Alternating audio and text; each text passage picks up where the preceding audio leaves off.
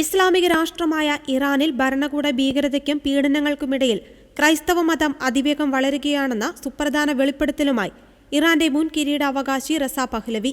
Iranian American business സംരംഭകനായ Patrick Bet ഡേവിഡുമായുള്ള podcast അഭിമുഖത്തിലാണ് പഹ്ലവി ഇക്കാര്യം വ്യക്തമാക്കിയത്.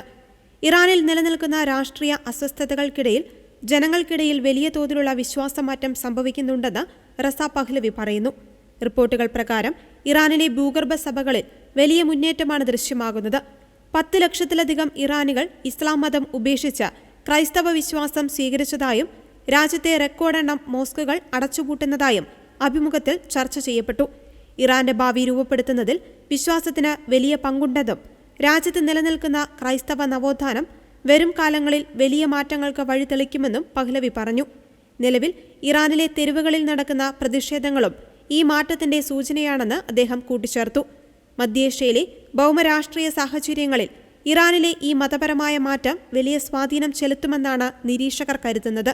സഭയുടെ വളർച്ച ഇറാനിയൻ സമൂഹത്തിന്റെ അടിത്തട്ടിൽ വലിയ ചലനങ്ങൾ സൃഷ്ടിക്കുന്നുണ്ടെന്ന് ജീസസ് ഇൻ ഇറാൻ എന്ന പുസ്തകത്തെ ഉദ്ധരിച്ച് വാർത്താ റിപ്പോർട്ടുകൾ സൂചിപ്പിക്കുന്നു.